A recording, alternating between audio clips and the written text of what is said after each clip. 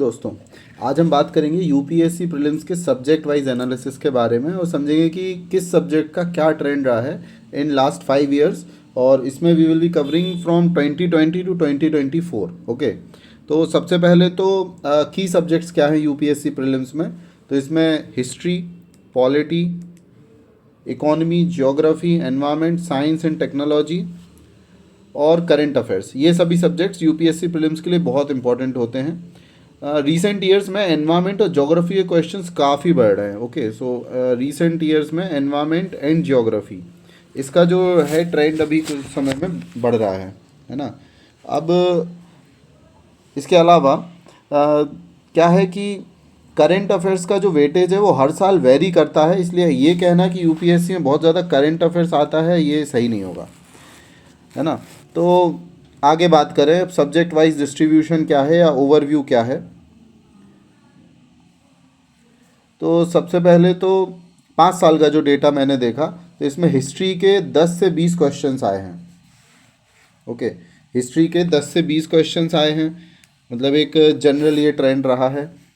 2022 में थोड़ा डिप देखा गया था हिस्ट्री के नंबर ऑफ क्वेश्चंस में, है ना, बट वैसे एक जनरल जो है वो 10 to 20 क्वेश्चंस वेरी कर रहा है ना। और 2020 और 21 में ज़्यादा क्वेश्चन आए थे, 22 में कम आए थे, और मतलब 2023-24 में 13 क्वेश्चंस पे स्टेबलाइज हो गया, है ना। हिस्ट्री की जब हम बात कर रहे हैं तो it covers ancient, medieval, modern, art and culture. तो इसमें आप देख लें कॉस्ट बेनिफिट इतना ज़्यादा नहीं होता क्योंकि syllabus is very vast. Then we have geography. तो ज्योग्राफी में 10 से 15 क्वेश्चंस तक रिसेंट ईयर्स में बढ़ गए हैं। अभी इसमें मतलब ट्रेंड देखा गया कि क्वेश्चंस बढ़ रहे हैं। 2020 और 22 में 10 क्वेश्चन ही पूछे गए थे, वहीं 23-24 में 15 क्वेश्चंस गए हैं। तो इसमें फोकस एरिया क्या रह रहा है, फिजिकल ज्योग्राफी, ह्यूमन ज्योग्राफी और मैपिंग से, है ना। तो मैपिंग काफ़ी समय से ही इंपॉर्टेंट है।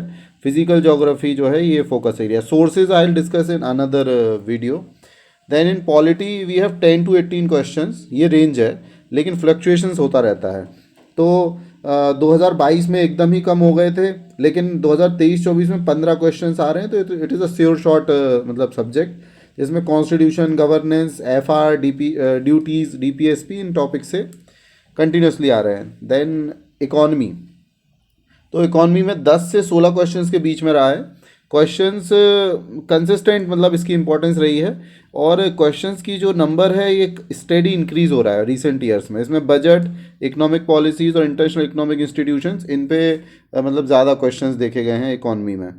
Then we have environment.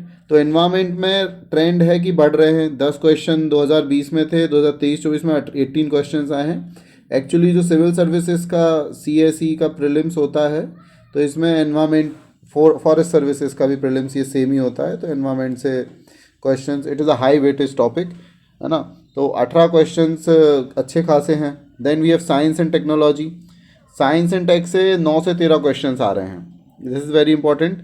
मतलब 2023-24 में तो सिर्फ 9 क्वेश्चंस आए हैं, तो उसमें उस हिसाब से आप अपना एफर्ट दें। इसमें space, biotech, AI, emerging technologies, इनसे ज़्यादा पूछा जा रहा है। Then we have current affairs and GK. ये सब्जेक्ट्स अनप्रिडिक्टेबल हैं, कभी 7 तो कभी 30 भी आए हैं। मतलब इसका हम ट्रेंड नहीं देख सकते। 21 में 7 थे लेकिन फिर 22 में बढ़ के 30 पूछ लिए, है ना। तो 2023-24 में 14 क्वेश्चंस रहे हैं। तो इसमें आईआर है, गवर्नमेंट स्कीम्स हैं, रिपोर्ट्स हैं, मिसलेनियस टॉपिक्स हैं। तो ये एक इसका एक जनरल वो रहता है। अब हम डिटेल्ड वाइज एनालिसिस करें तो 2020 में क्या रहा कि हिस्ट्री, ज्योग्राफी, पॉलिटी, इकनॉमी, इनसे बात करें तो 2020 में हिस्ट्री और पॉलिटी काफ़ी स्ट्रॉन्ग था और करंट अफेयर्स भी इम्पोर्टेंट था। वहीं 2021 में बात करें तो एनवायरनमेंट का वेटेज बढ़ गया था। एनवायरनमेंट से 16 क्वेश्चंस थे लेकिन करंट अफेयर्स डाउन हो गया था। 2022 में सारे सब्जेक्ट्स का वेटेज लगभग बराबर था, पर करंट अफेयर्स का रोल बहुत ज़्यादा बढ़ गया था, है ना। करंट अफेयर्स और जीके से 30 सवाल आए थे 2022 में। 2023 और 24 की बात करें तो एनवायरनमेंट और ज्योग्राफी का वेटेज बढ़ा है। करंट अफेयर्स स्टेबलाइज हो चुका है, जिससे एनवायरनमेंट से 18 एंड ज्योग्राफी से 15 क्वेश्चंस आए। करंट अफेयर्स और जीके से 14 क्वेश्चंस देखने को मिले थे, है ना। तो अब इसमें भाई कि प्रिपरेशन स्ट्रेटजी की बात करें तो मतलब हाई वेटेज सब्जेक्ट्स को हम प्रायोरिटाइज करें इसमें। जैसे हम एनवायरमेंट और ज्योग्राफी का वेटेज बढ़ रहा है तो इस पर ज़्यादा ध्यान दें। हिस्ट्री और पॉलिटी भी क्रूशियल है। करंट अफेयर्स का हमें कंटिन्यूस मतलब उसको हम साइडलाइन नहीं कर सकते। कॉन्सेप्चुअल अंडरस्टैंडिंग इंप्रूव करनी होगी और हमें ज़्यादा से ज़्यादा मॉक टेस्ट रिवाइज करने होंगे और वो करना होगा, है ना। तो ये हमें फाइनल टेक अवे की बात करें दोस्तों तो यूपीएससी प्रीलिम्स एक प्रिडिक्टेबल और अनप्रिडिक्टेबल एग्जाम का कॉम्बिनेशन है ना। ऐसा नहीं कह सकते कि आई एम नॉट क्लेमिंग कि I am predicting the prelims, okay, neither I am claiming कि आपको इससे कोई हेल्प नहीं मिलेगी। तो मिडिल पाथ है बुद्धा का। तो स्मार्ट प्रिपरेशन और ट्रेंड्स का एनालिसिस के साथ हम अपनी स्ट्रेटजी बना सकते हैं।